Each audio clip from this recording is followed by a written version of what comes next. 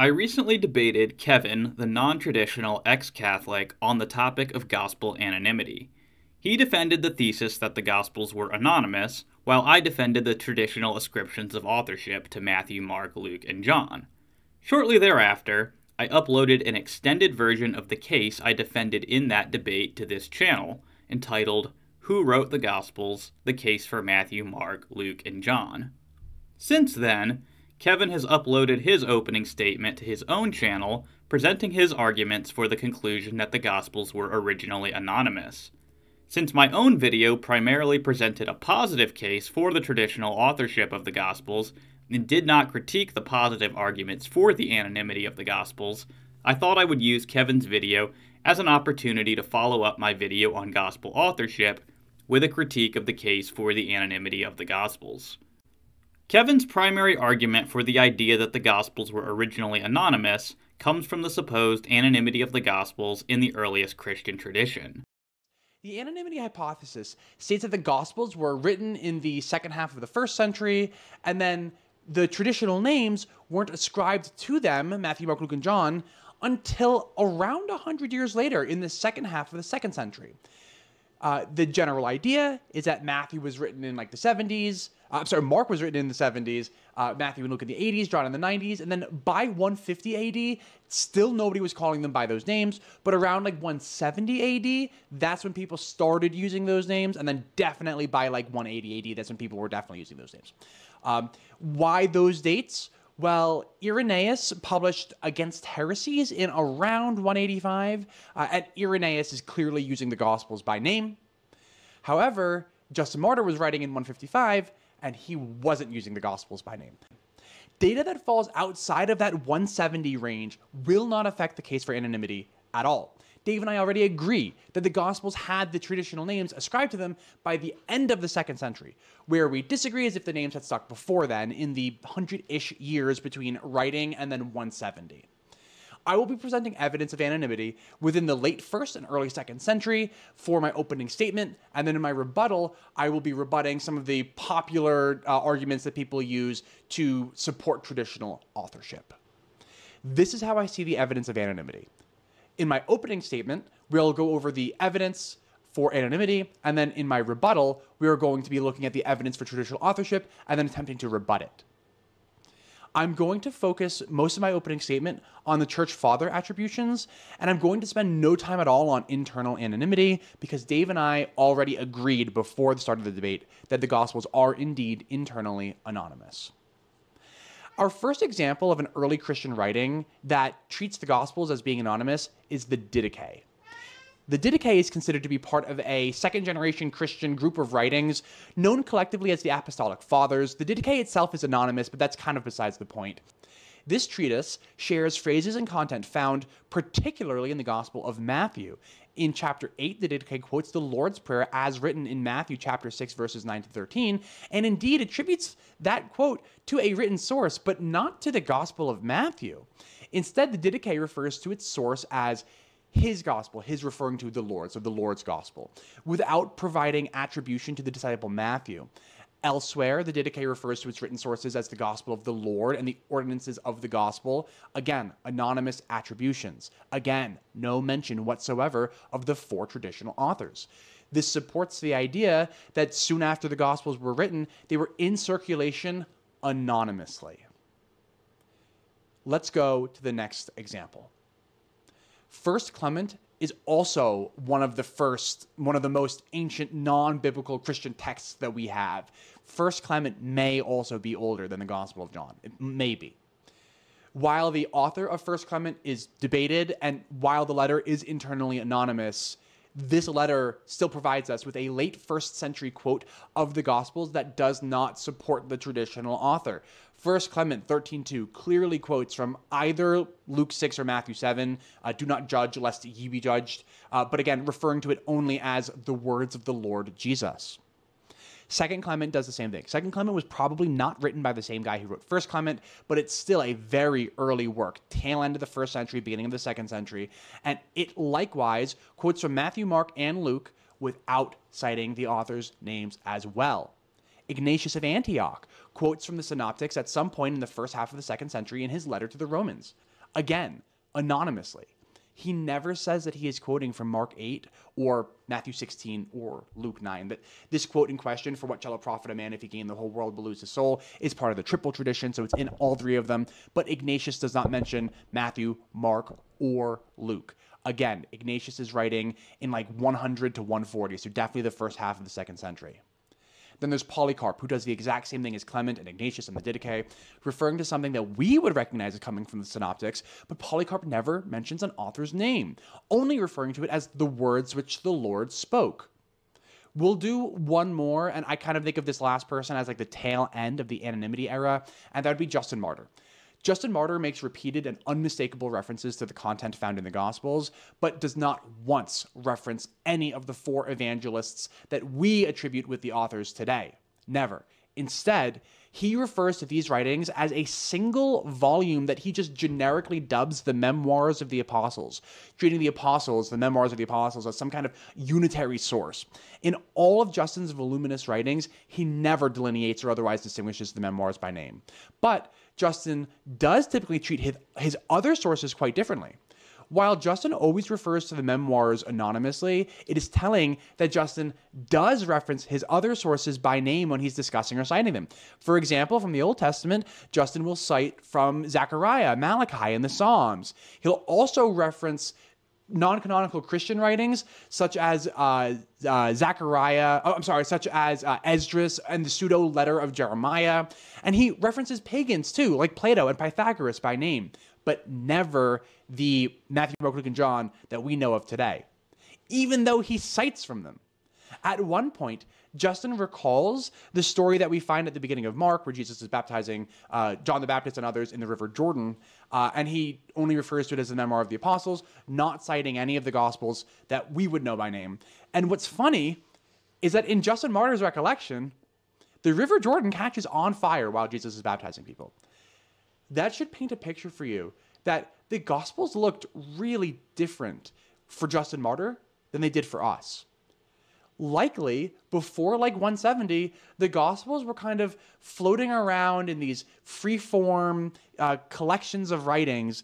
A lot of them may have only been the sayings of the Lord that are found in the Gospels, but they may not have even been in the entire Gospel collection like we know of today.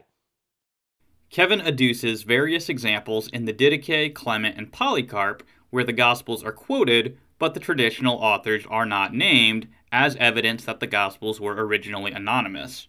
Unfortunately, Kevin fails to realize that there is a critical distinction between merely not mentioning an author's name when quoting them and treating a writing as anonymous, but these are just clearly not the same thing. In the examples cited, Kevin only shows that the early church sometimes quoted the Gospels without naming their authors, but the early church never so much as hints that the authors are unknown, and we can see proof that these are not the same thing in the writings of Irenaeus, who uncontroversially believed that the Gospels had been written by Matthew, Mark, Luke, and John, and yet sometimes quoted them without citing their names. For example, in Against Heresies 4:33, he clearly quotes Matthew 7:1-2, but only attributes it to the Lord. Irenaeus is not thereby treating Matthew's Gospel anonymously. Therefore, Kevin's main argument for Gospel anonymity amounts to being a fallacious argument from silence. Simon Gathercole rightly says, "There is never any sense among 2nd century authors that the Gospels are anonymous. Mention by 2nd century authors of the Gospels tout simple does not imply anonymity or lack of knowledge of author." Kevin is certainly not alone in thinking that the silence of certain patristic writers concerning the authorship of the Gospels argues for their anonymity. Consequently, it will be worth taking some time to see precisely why arguments from silence are regarded as being fallacious. So what exactly is an argument from silence? Well, in a helpful article on the subject, Timothy McGrew defines it as follows. The argument from silence is a pattern of reasoning in which the failure of a known source to mention a particular fact or event is used as the ground of an inference, usually to the conclusion that the supposed fact is untrue or the supposed event did not actually happen. Such arguments are often considered to be a species of arguments from ignorance. That is to say, They argue for some conclusion on the basis of an absence of evidence. It is similar to a God of the gaps type argument for theism, where an inference is made to theism on the basis of something that we do not know. Kevin is doing essentially the same thing for the anonymity hypothesis. Now, arguments from silence are not always fallacious. It has often been noted that absence of evidence is not evidence of absence unless evidence would be expected. So to use a non-historical example to illustrate this, consider fossil evidence in evolution.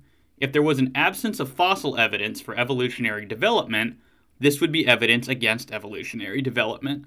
Why? Because evolutionary theory predicts the existence of such evidence. Evolutionary theory is confirmed or disconfirmed relative to how much of the predicted fossil evidence is discovered. So when we are dealing with silence in testimonial evidence, we need to have some reason to predict that the silent sources would mention the information which is absent in order for the argument to avoid being fallacious.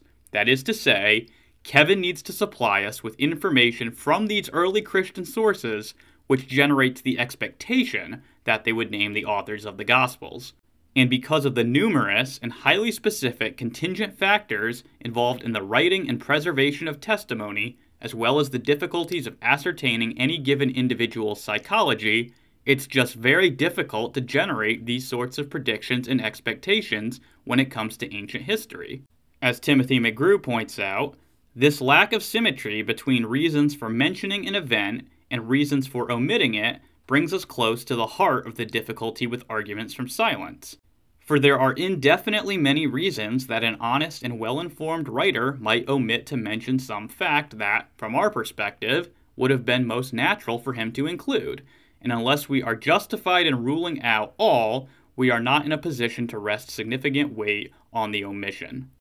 We should be all the more cautious when tempering our expectations of what ancient people would and would not mention when we examine the empirical evidence we actually have and see how often ancient people fail to mention important names in major events which uncontroversially occurred. For example, in Bergen, Norway, there is considerable archaeological evidence for an extensive wildfire which occurred sometime between 1225 and 1230. Yet the local records from that time do not record any major fires during this time period. Similarly, neither Herodotus nor Thucydides, the most significant historians from ancient Greece, mention Rome or the Romans, despite the fact that the Roman Republic was a major world power at the time. Thucydides also did not make mention of Socrates. Pliny the Younger, in his letters to Tacitus, recounts the eruption of Mount Vesuvius, and yet never mentions the destruction of Pompeii. The upshot of this very brief survey of notable instances of silence in ancient and medieval history is that our intuitions about what historical sources are likely to mention are not all that trustworthy.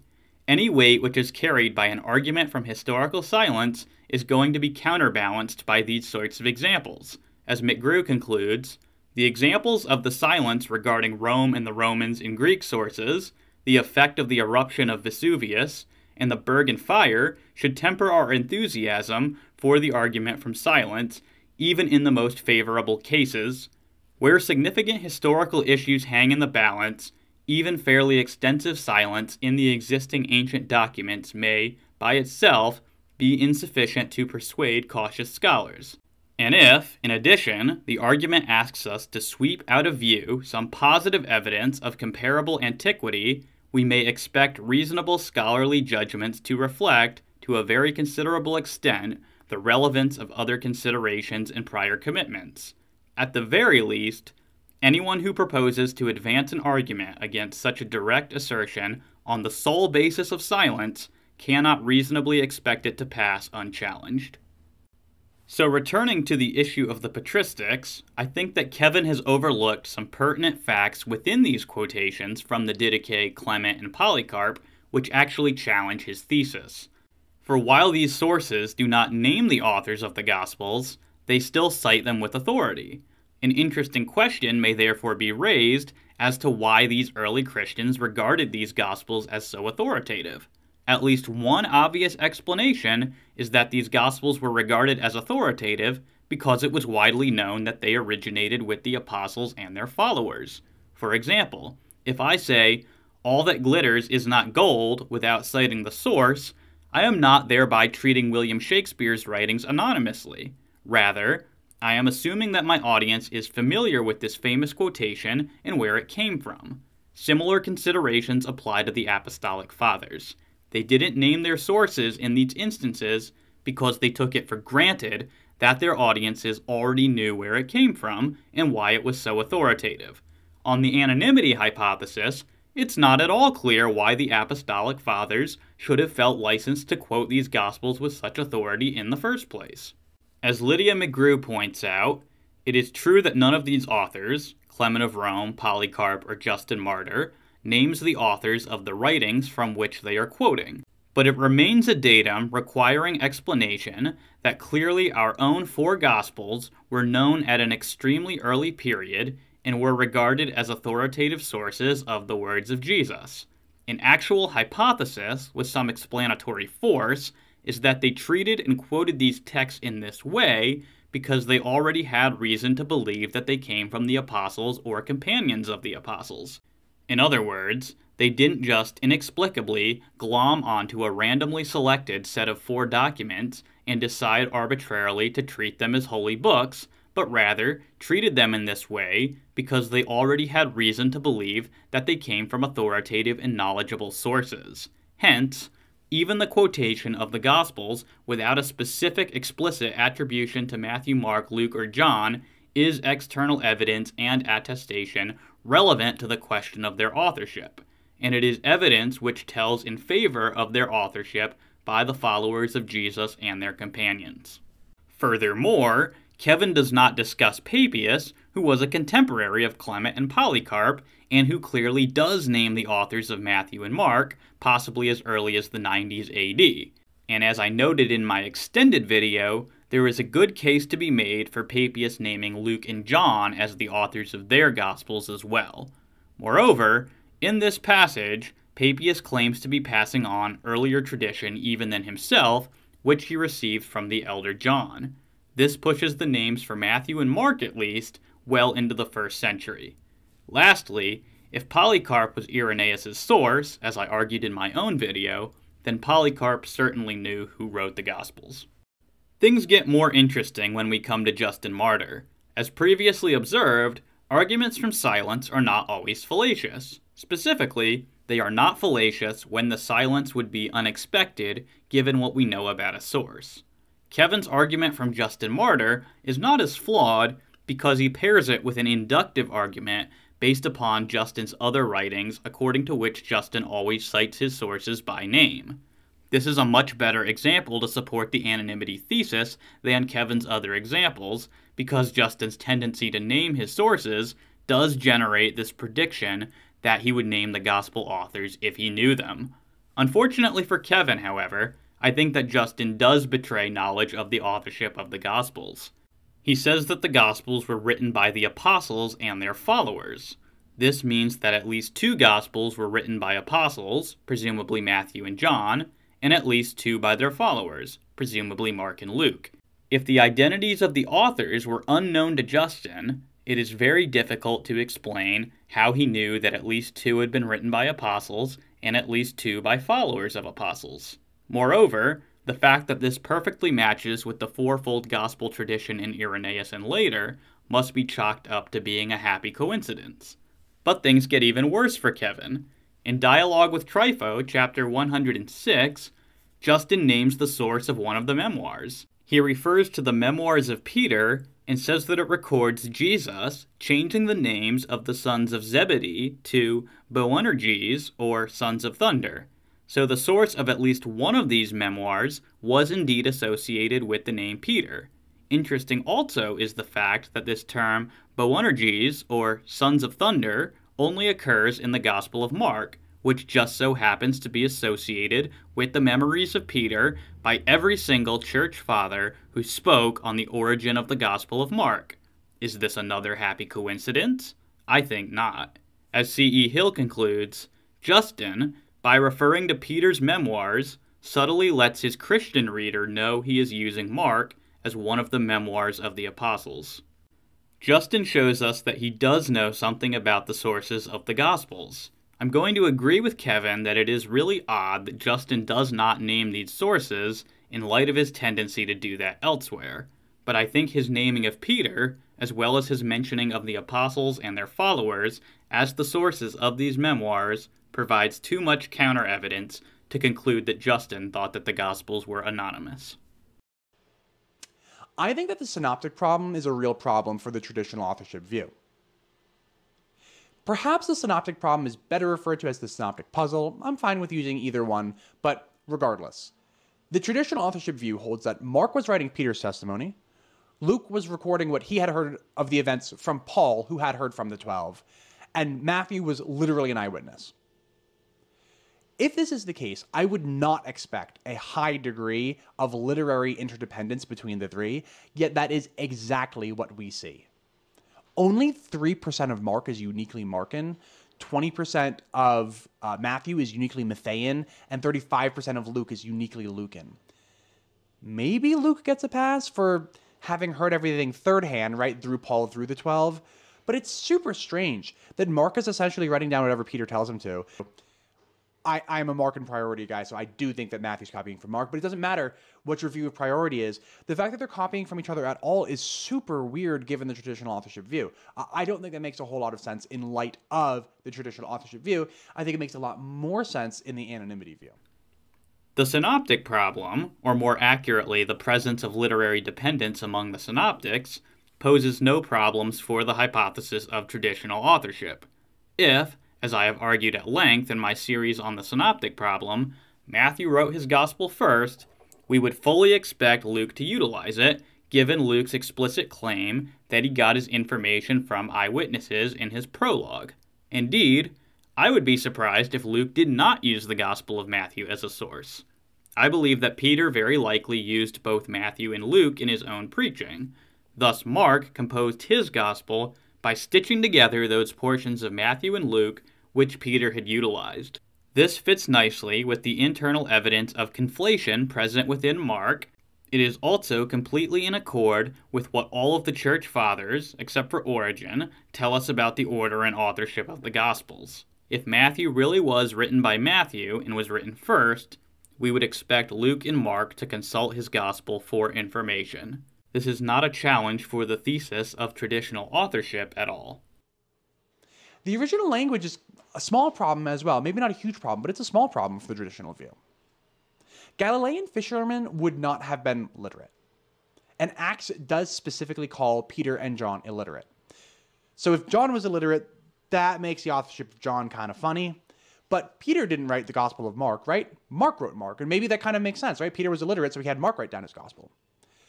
Well, Acts 12:12 says that after Peter escaped from Herod's jail cell, he went to Mark's mom's house in Galilee. Herod ruled over the area on this slide that is it colored in. That's all pretty rural land in the 1st century ancient Near East. The chances of somebody being born there, being literate, is very, very low. Not only that, but literacy in general was just super low, even for tax collectors. There's a common apologetic technique where people will say, oh, well, Matthew probably knew how to write because he was a tax collector. Not so. Matthew was not like an accountant today where you needed to go to college and get a 4-year degree to be an accountant. No. A tax collector in the ancient Near East would have been somebody who went door to door, knocking on their doors, asking for their money, kind of like hired muscle. In fact, we only know of one 1st century ancient Near Eastern Jew who was capable of writing. Josephus. That's it. Obviously, Paul was capable of writing too, but he's not from that area. From that area, the only person that we know of who is able to write at that level is Josephus. Luke may be exempt from this criticism. Luke supposedly was a doctor, and he hung out with Paul, and Paul was like hyper-educated. So I do exempt Luke from this criticism, but I think that this criticism does lower the chances for traditional authorship for the other 3 Gospels. Kevin objects that the first language of Jesus' disciples would have been Aramaic rather than Greek, so it is somewhat surprising on the hypothesis of traditional authorship that our Gospels are written in Greek. Now, just on its face, this doesn't actually support Kevin's case that the Gospels are anonymous. At best, this is an argument for the proposition that the hypothesis of traditional authorship is false. But it's not even really a strike against traditional authorship. Luke was plausibly a Gentile, so Greek may well have been his first language. We don't know much about Mark, but there's no real reason to suppose that he couldn't speak Greek. Matthew, being a tax collector, almost certainly would have had to know some Greek, and there's no real reason to suppose that John couldn't have learned Greek for the sake of furthering the gospel. Additionally, our gospels could have been composed with the help of Greek-speaking scribes, so the fact that our gospels are in Greek is not a problem. On a related note, Kevin seems to think that it is unlikely that any of Jesus' disciples could have written given the widespread illiteracy during that time. But again, Matthew and Luke would have had to be literate. Mark and John could have simply learned to read and write in Greek at a later point in time, or been aided by scribes. We know that Paul, for example, sometimes had scribes aid him in the writing of his letters. There is no reason to think that the gospel authors couldn't have done the same thing, so this is not a problem for the traditional authorship hypothesis. Lastly, I want to bring up some dating tensions. The Gospel of Mark was probably written sometime around 70, Matthew and Luke in like 85, and then John in like 90. Average life expectancy in the Roman ancient Near East was 30, but average life expectancy, assuming that you make it to 10, was more like 50. So, assuming that Matthew, Mark, Luke, and John were each like 10 years younger than Jesus, which is probably about right, they would have been pretty darn old at the time that they wrote their Gospels. Anywhere from like 65 years old to like 85 years old.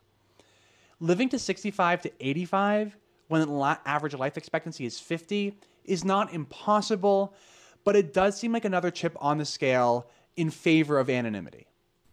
Kevin also believes that the Gospels are quite late, possibly later than the lives of many of those who are supposed to have written them. Now this is slightly off topic, but I am more than willing to defend early dates for the Synoptics. I believe that Paul betrays dependence upon Matthew and Luke in places, and indeed there is some reason to think that when Paul uses the phrase, according to my gospel in his writings, he is actually referencing Luke's gospel.